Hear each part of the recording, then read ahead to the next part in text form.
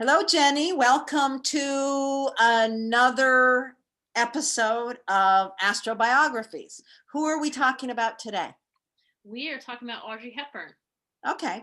What do we know about Audrey Hepburn? She was born, let's see, she was born in May of 1929. She was born in Belgium. And how do we know her? Most people are going to know her from her incredibly long and fabulous acting career. And that's probably the first way I would imagine most people know her. And the second way people are going to know her is through her work as a spokeswoman for UNICEF and doing a ton of work for people in poverty around the world and malnourished people around the world. Right, right. So, And yeah. I think more people are going to know her by her acting career. And also, the other thing that she's really well known for is fashion. Mm, She that's true. was, she's an absolute fashion icon. I mean, she would put on clothes and that was it. It was, yeah, she was quite a fashion icon as well. Okay, so do we want to pull the chart right up or do we want to talk more about her before we do that? Let's just add in a couple more detail to her life, and then yeah, I agree. Let's get cracking on the chart. Yeah. A little bit more about her life. She's born in Belgium. She was a member of Dutch royalty, or at least sort of a upper class Dutch, like that level Nobility. Dutch society. Yeah, thank you, nobility. I was like, where's that word? Um, and she went through World War II in Europe. The Nazis invaded the Netherlands when she was living there, and she had to go into hiding for a while, and it interrupted her career that she was going in the direction of being a ballet dancer, and it probably changed the course of her life in that way, where she ended up doing acting later because she just had missed too much of the ballet training. And then she went in this massive acting career, as we've mentioned, and then the last parts of her life was spent helping lots of, especially children in countries that are less well off. Anything to add to that 2 minute Yeah, stump? I also wanted to mention there was she did work for the resistance, the Nazi resistance when she was young as well. She was taking messages in her shoes between people. Her father was a Nazi and deserted the family when she was 6 years old. And she said that that was the hardest thing of her life. She apparently really loved her dad, but I guess he had to leave the family to go be a better Nazi. Yeah, and we'll talk more about that in the chart because it pops up a lot. But Yes. all right, well, shall we share? All right, Ready for let's the chart? open that chart. Okay, so here we have Audrey Hepburn, born May 4th, 1929. And we have a Taurus with a Pisces moon and Aquarius on the ascendant there. Okay. And Yeah. the first thing that jumps out at me is just that statement right there, Hmm. Yeah. especially if you see Audrey Hepburn and just the beauty, the grace of Taurus, the sun in Taurus with Jupiter conjunct that. It really does make a big statement about sensual beauty. Hmm. Yeah. I mean, Jupiter conjunct the sun is quite the statement of expanding the energy of the sun.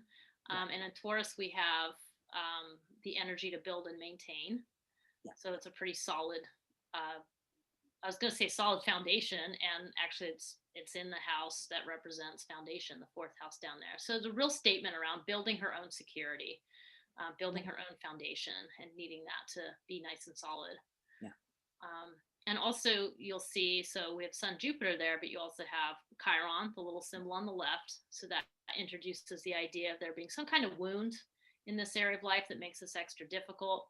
And you'll also see the North Node over there in Taurus, which has several different meanings, depending on what kind of astrology you're using. But for simplicity's sake, I just tend to think of it as the overall thrust that the life is going in. So it just adds that Taurus is very important for her to work with this energy on a lot of Yeah. levels.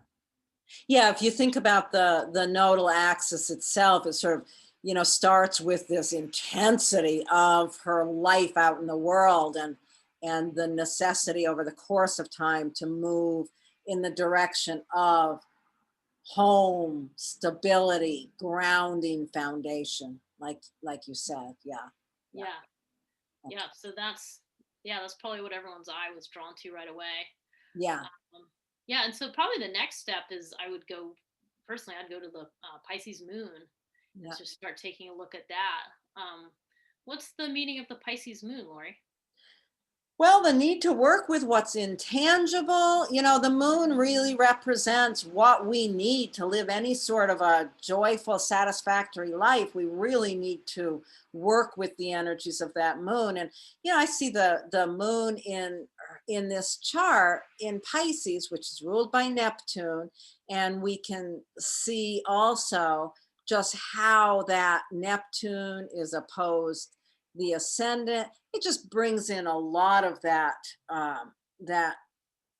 very tender part of Pisces. And you think about the grace and the beauty of her, and you see that combination so strong. And music and dance are such Piscean kind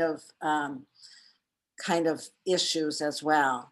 Yeah. So what would you add to that?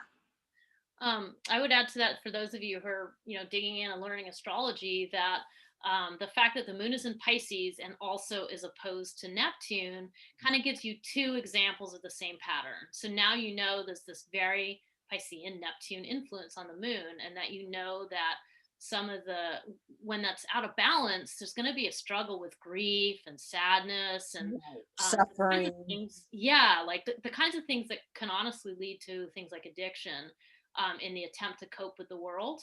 And then in the much more enlightened, informed, balanced version of that, you're going to see this real deep compassion for others around you. You're going to see the ability to understand how everybody's connected at some level. You're going to see themes of perhaps like forgiveness and kindness and really holding these higher ideals. Yeah, I mean, and you think about her, there's something in that documentary that we watched where, as a child, when the Nazis had gone into wherever she was, I'm sorry, I don't remember the details, but that, her own level of suffering. And when the war was over, she was quite malnutrition. She had a bad case of malnutrition as a child, and all that she had gone through. So that really points to this level of suffering. And then you see her as an older woman in her 60s working for UNICEF, holding these little children that were suffering. And she had developed that compassion through her own suffering and recognizing that suffering in others. And that's so much that Pisces and Neptune component. That's important. That's great, Lori. That's lovely. I mean, Lori's really illustrating so much of like how these things evolve over the course of our lifetimes. That the natal chart is a snapshot for your whole life, and it will evolve into different meanings over time. And hopefully, as the person's getting older, they're learning how to cope with some of the struggles. And I think when you watch the wonderful documentary that we were looking at for this, you'll see that she's quite unhappy even throughout her acting career, not on stage and not on film, but her background of her life. She was always in these really difficult relationships, and there was a real struggle with her own self-worth, which is, we see the Pisces moon in the second house of self-worth, and it was a real struggle there, and she just ended up in these miserable relationships. But then later in life, she finally finds this partner that she's happy with. She finds this work where she's helping these little children that are just suffering around the world, and it's so cool to see. It was my favorite part about the documentary. But I just love how you articulated how this evolves over a lifetime. Yeah, yeah.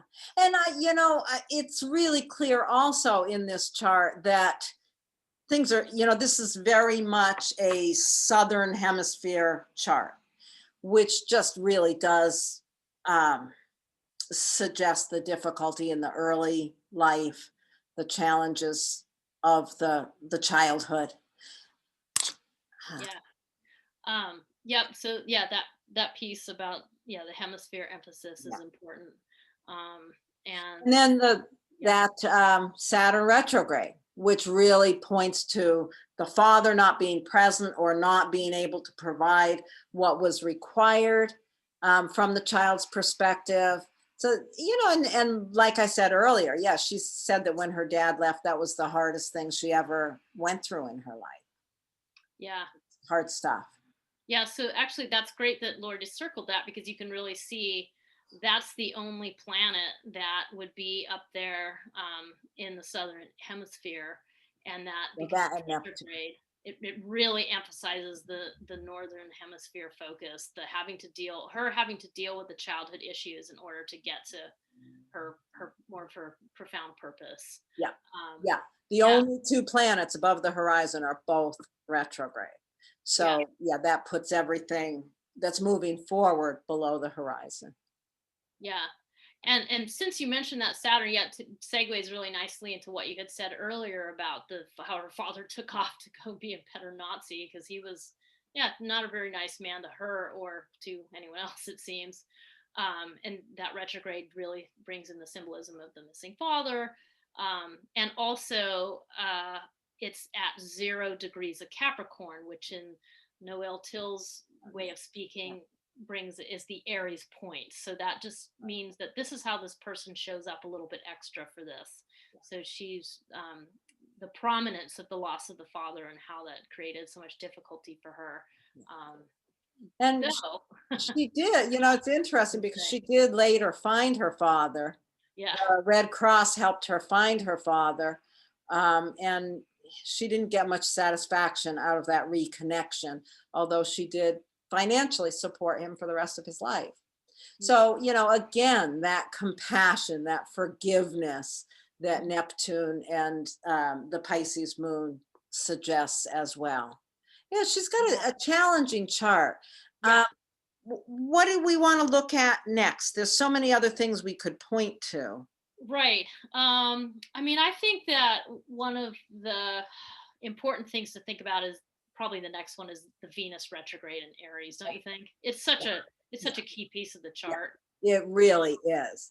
I mean, that this Venus is in such a difficult position. It's retrograde and it's squaring Pluto and squaring Mars. Yeah. That's, Yeah.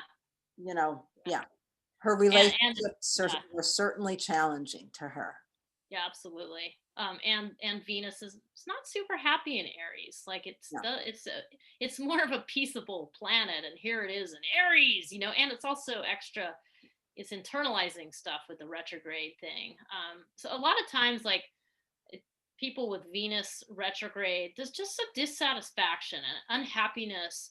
I often find it, especially with the plight of women and the female and the femininity aspect that all humans have. I think there's, it's a real frustration with things like that. So you often see this. It's funny how this manifests. It manifests in a lot of different ways. Yeah, I mean, Noel Till talked a lot about Venus retrograde being this difficulty being satisfied. This just Yeah. that difficulty being satisfied. But I also think of Venus retrograde as the feminine side of the person being expressed in a very different way than the culture expects. And with her, Venus rules both the 4th house and the 9th house. So she's somehow, her values of family and worldview were different than what was expected of her in the culture she was born into. The culture she was born into being Dutch nobility and with a dad that was a Nazi, she didn't accept those as her own values. Her values went in a very different direction. So that's interesting to pull that into the worldview and the family. Yeah, As absolutely. well. Yeah.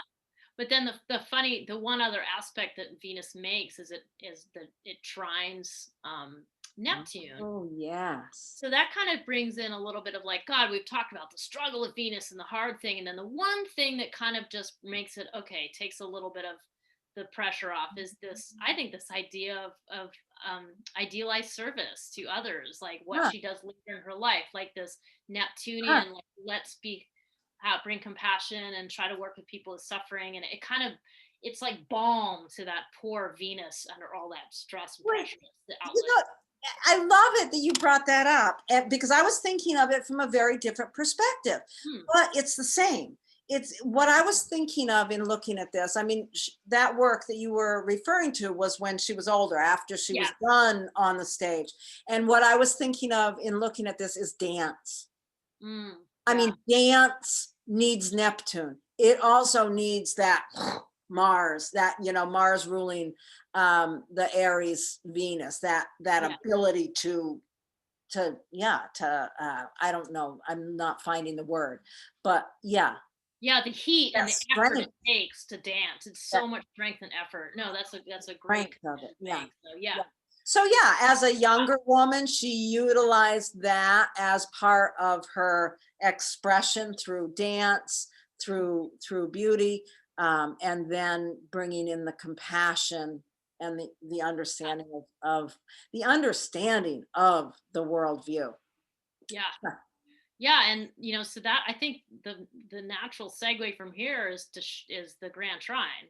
Right. It's a little bit of a loose orb, and it's funny because it's got two fire sign in the element of fire and one in earth, but it's because Saturn's so close to the end of Sagittarius. But yes, this Grand Trine between Venus, Neptune, and Saturn. Yeah. Yeah, So a grand trine, it's interesting when you see a grand trine that does not involve either the sun or the moon. It brings in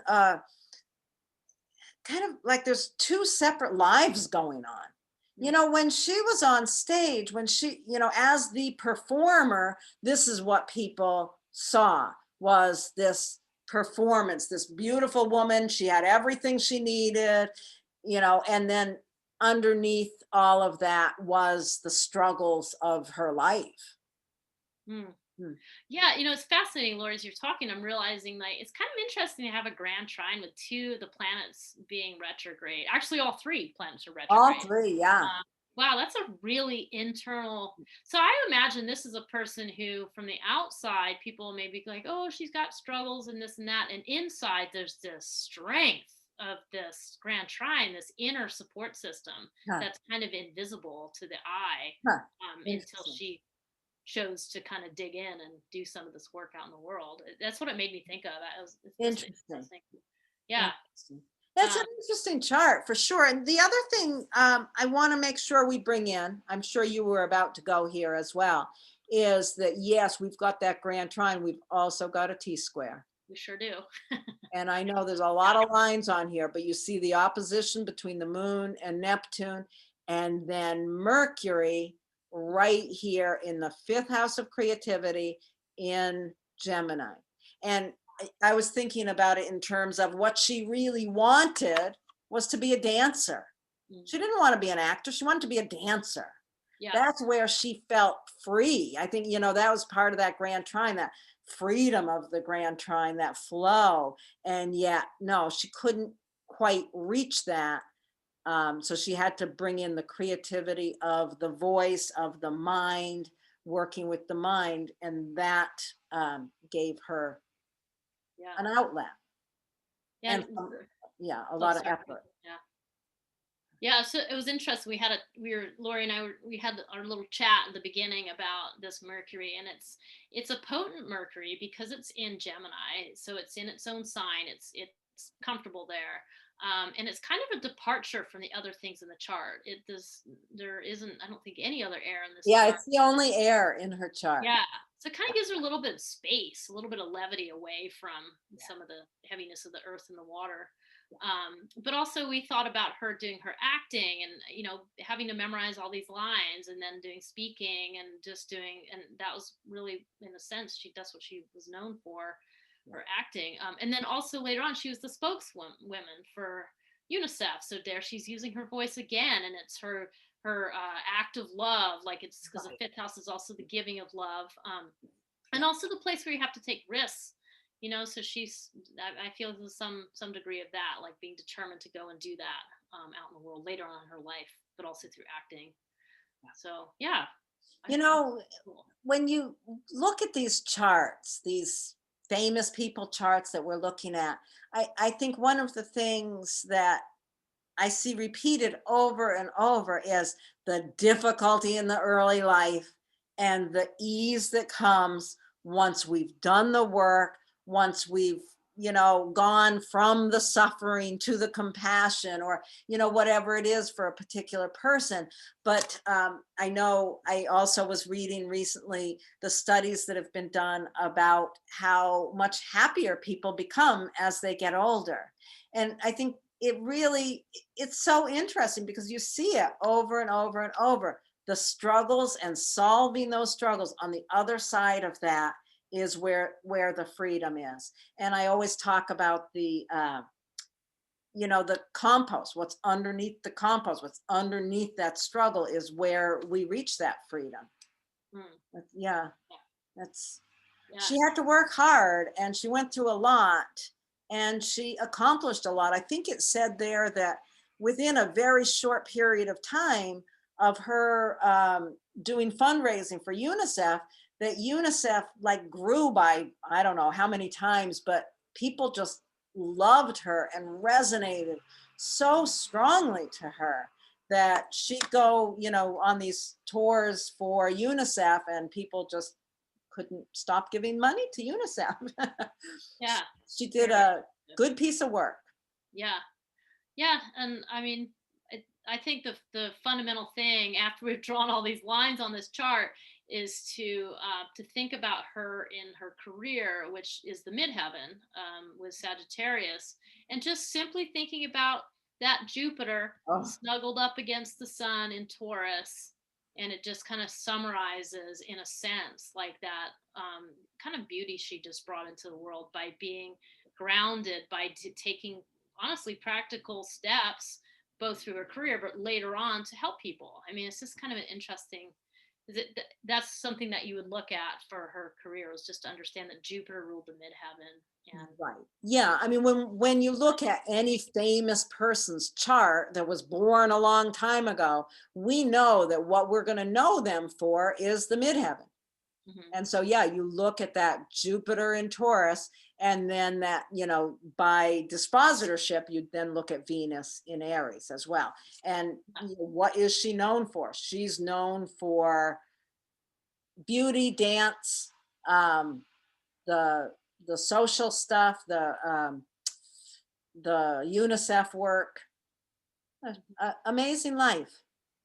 And I Yeah. never would have thought, I don't know, I remember seeing pictures of her when I was a kid. I never really thought much about her. That documentary was really good to watch. I agree, because the first part of the documentary, I was kind of like, yeah, this is good and it's Yeah. interesting, but didn't feel a really strong connection with Audrey Hepburn herself, and she's from another generation for me, and so on and so forth. But I really ended up loving the documentary because I love seeing her. You see her blossom at this point in her life after this amazing career. But you see her inner light really come on in her later life, and it's so great to see, because there's sort of this misjudgment around getting older, that it's awful and it's not valuable and all this other absolute rubbish about it. And so to see, I like what your track about talking about getting happier as you get older, Yeah. and Yeah. that's really Yeah. really what you want to be figuring out, is how to satisfy for her that Pisces moon, value herself so that she can do the work for other people, the work of compassion, Yeah. and helping other people. So Yeah. And I think, the other side of the second Saturn return, I think is where people really start just settling into being themselves. And yeah, it's interesting to watch with all these charts how much more joy people have in the later years. yeah, So right, that encourages all of you, I hope, to get old. yeah. All It right. doesn't matter, you're going to anyway. If you're lucky, you're gonna get old. So Right. The alternative sucks. So yeah. embrace it. um, Embrace it. All right. right. Are we all set, Jenny? Yeah, I think that summarizes it. And so take a look at the documentary. It's a new one. It's out on Netflix, I and think it's just called Audrey, isn't it? got a little tagline with it, but you'll I'll find it. put it in the notes. Yeah, I forgot to write that down, people. So, but anyway, it doesn't matter. It's a brand new one out, 2021. It's on Netflix. Yeah. and it's worth Good. a watch. So There's so many good documentaries out right now. I can't wait to see what we do next. I know. All right. Thanks, Thank you, everybody. Jennie. I'm going to say goodbye. Okay, bye. Take care.